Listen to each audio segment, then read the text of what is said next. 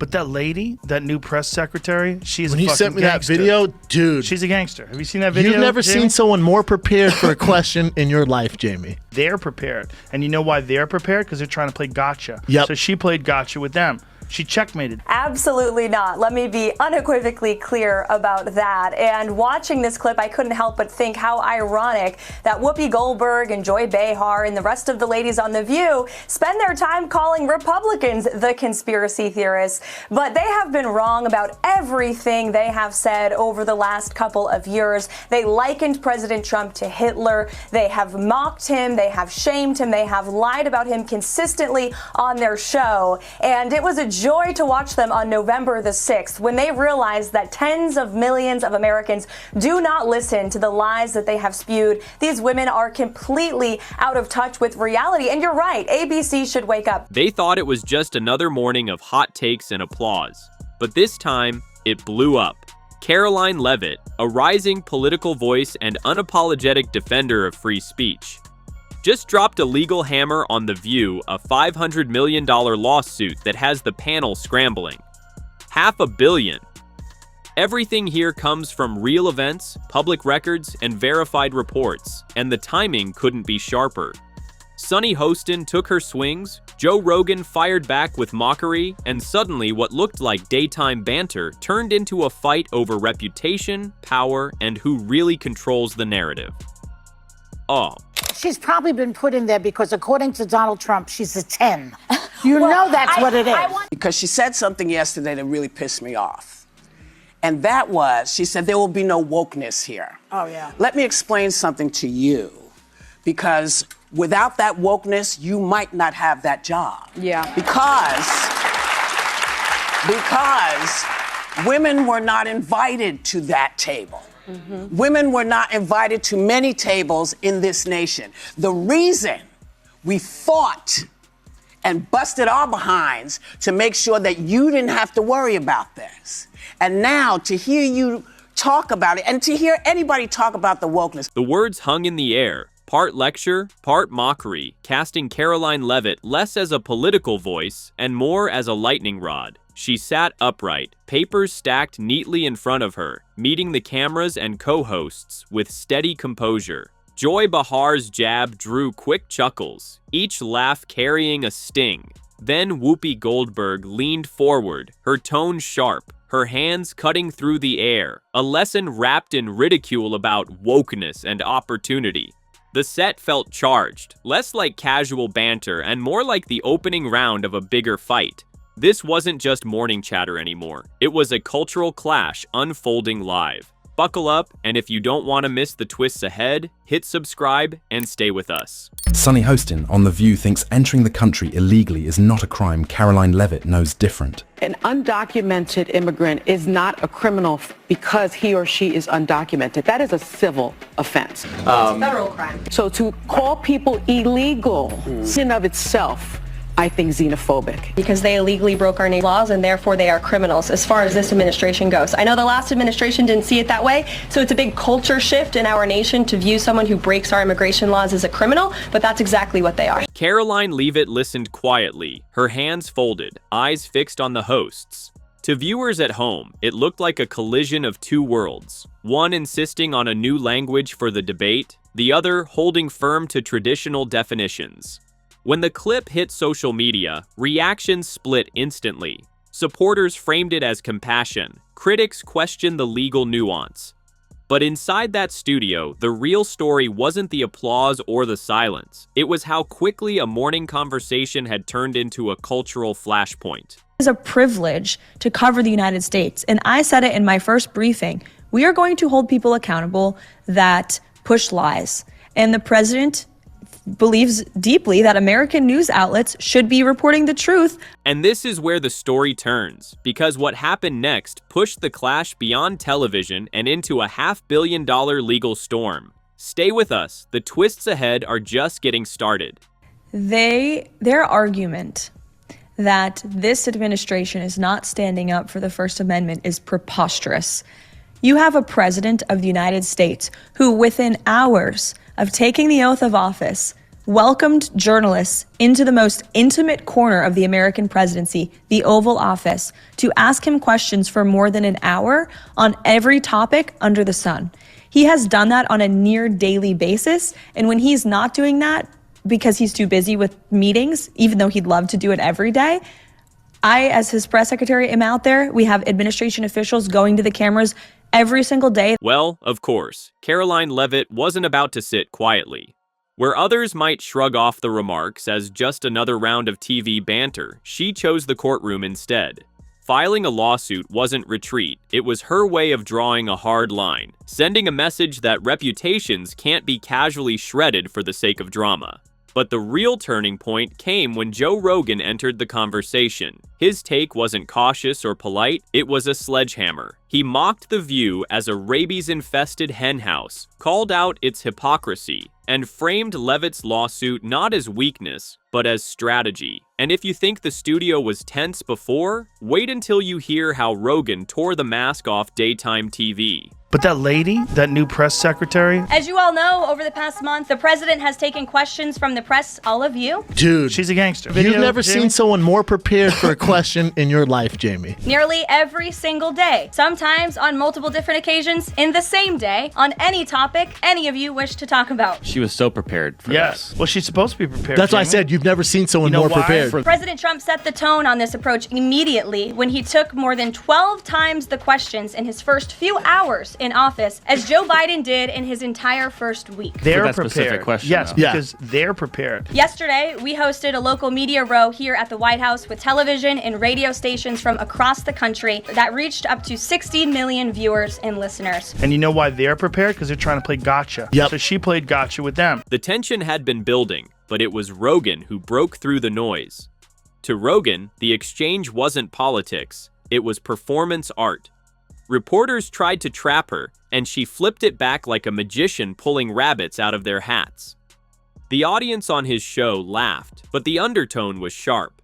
This wasn't about answers, it was about survival in a media cage match.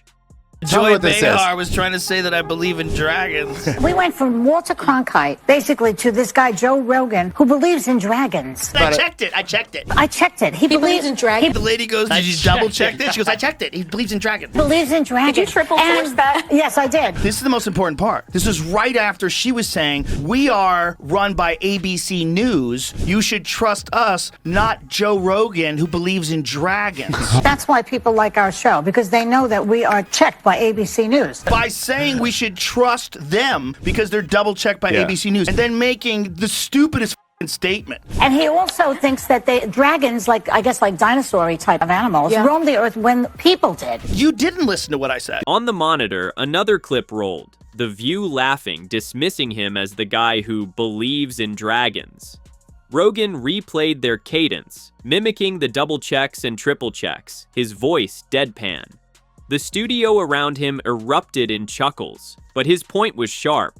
While they claimed the authority of legacy media, their attacks looked more like comedy sketches than journalism. For Rogan's listeners, it wasn't just entertainment. It was a moment of clarity, a reversal of roles. The panel, once positioned as arbiters of truth, now looked like performers in a bubble, and Karoline Leavitt's lawsuit suddenly felt less like outrage and more like strategy. When I was on there, I really had no idea how it was going to land with the audience. So I just went in there, did my thing. I had no idea what to expect. I didn't know who Sunny Hostin was. I actually still really don't know. So I wasn't expecting necessarily for her to kind of try to ambush me in that way and attack my character in that way. And I responded to it in the moment, as I do. I think Sunny's very intelligent, but she's ideologically captured. Right.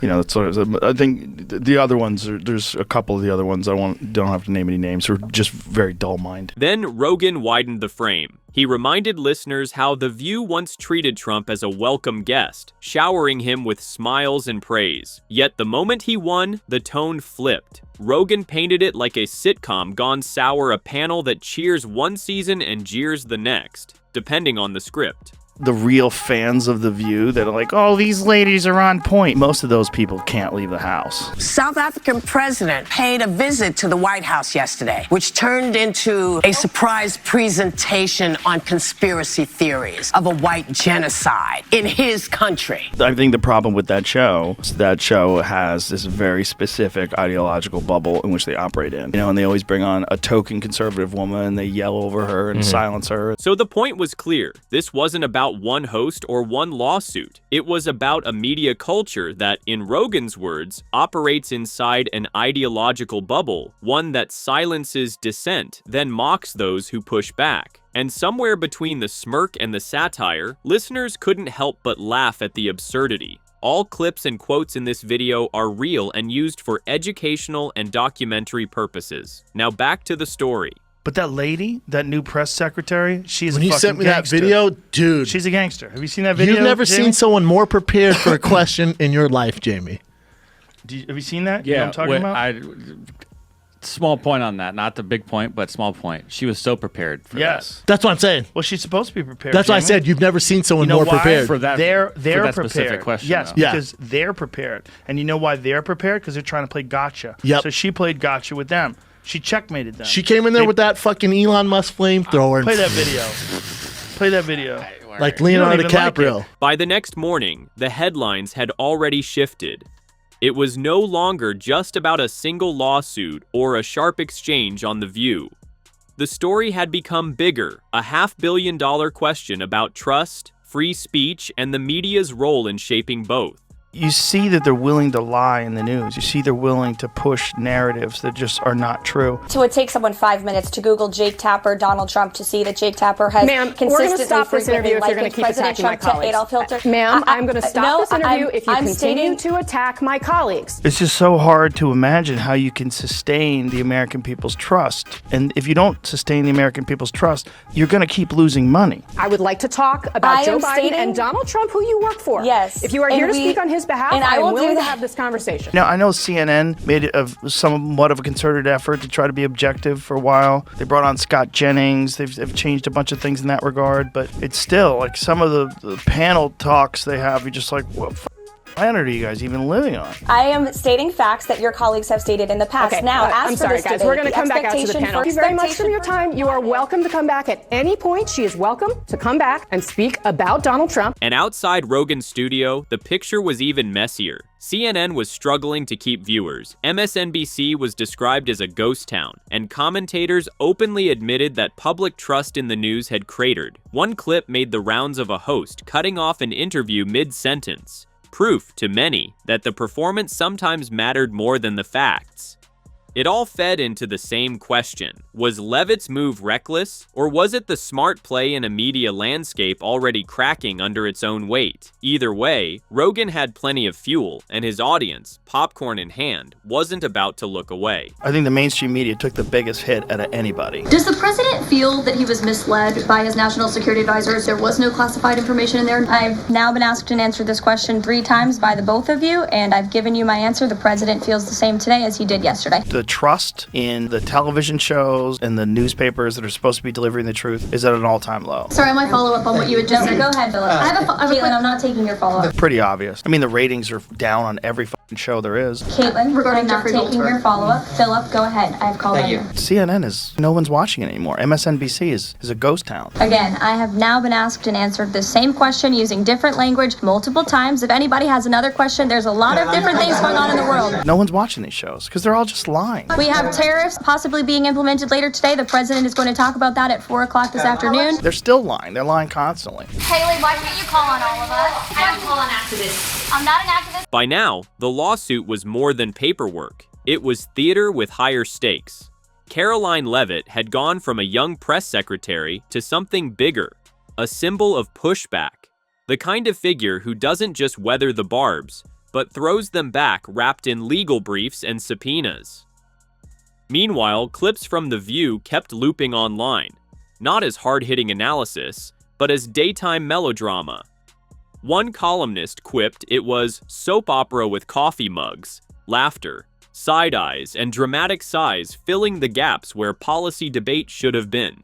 But that lady, that new press secretary, dude, she's a gangster. Have you seen that video? You've never seen someone more prepared for a question in your life. You noted he is a successful businessman. Do you know if the president has any plans to meet with any of the folks involved with any of the family businesses over there, or see any of the sites that are going to be... Not to my knowledge, and let me just get to the premise of your question that both of you have raised. I think it's frankly ridiculous that anyone in this room would even suggest that President Trump is doing anything for his own benefit. He left a life of luxury and a life of running a very successful real estate empire for public service, not just once, but twice. And again, the American public re-elected him back to this White House because they trust he acts in the best interest of our country and putting the American public first. This is a president who has actually lost money for being president of the United States. I don't remember these same type of questions being asked of my predecessor about a career politician who was clearly profiting off of this office. What began as a fiery exchange on The View has grown into something larger. A lawsuit worth $500 million, a cultural flashpoint, and fresh fuel for Joe Rogan's satire. Karoline Leavitt now stands not only as the plaintiff in a headline-making case, but as a rising political figure who has built her career on confronting the media head-on. From press secretary to congressional candidate, she's cultivated the image of someone unafraid to spar with legacy outlets, turning each clash into proof of her resilience. And while The View faces fresh criticism for blurring debate with daytime drama, Leavitt is carving out a brand that thrives on the tension, positioning herself as the voice willing to challenge the script. Perhaps criminal or illegal behavior if staff members were signing the President of the United States autograph without his consent. Is on the record talking about issuing preemptive pardons to these people. But was he aware of his signature being used on every single pardon? That's a question you should ask the Biden White House. Is there any evidence on that he wasn't aware of it? You're a reporter. You should find out. Okay, Sean. It's a risky move, one that could just as easily backfire as elevate her. But that, perhaps, is where the courage lies. Staking her reputation on the belief that accountability matters, even when the odds aren't guaranteed. And while The View faces fresh criticism for blurring debate with daytime drama, Leavitt is carving out a brand that thrives on the tension, positioning herself as the voice willing to challenge the script. So the question lingers. Is this lawsuit just a personal defense, or a stepping stone in a career built on defiance? One thing's certain, the cameras are still rolling, and the next act promises even more twists. Have you ever seen that video? No. Pull that video up, because it's one of my favorite. This idea to put a ban on stock trading for members of Congress is even a thing is because of Nancy Pelosi. I mean, she is rightfully criticized because she makes, I think, $174,000 a year, yet she has a net worth of approximately $413 million. In 2024, Nancy Pelosi's stock portfolio grew 70% in 1 year in 2024, and her portfolio outperformed every single large hedge fund in that same year, and even more than doubled the returns of Warren Buffett's Berkshire Hathaway. For her supporters, Leavitt wasn't just defending herself.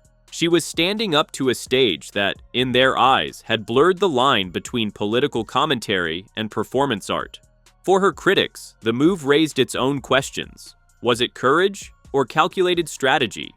But the image stuck. In the glare of studio lights and headlines, Karoline had cast herself as the one who refused to play along in a rigged script. And that storyline, whether praised or doubted, was impossible to ignore. In the end, what began as sharp remarks on a talk show spiraled into something far larger, a $500 million courtroom clash, a podcast monologue that cut through the noise, and a reminder of just how blurred the line has become between news and entertainment.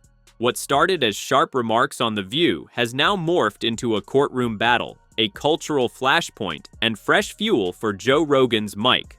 Karoline Leavitt stands as the face of pushback, while The View faces questions about whether it's still a forum for debate or just daytime drama with a live audience. So is this lawsuit a personal defense, or a bigger fight over how far the media can go? One thing's certain, the cameras are still rolling, and the next act is bound to get even messier.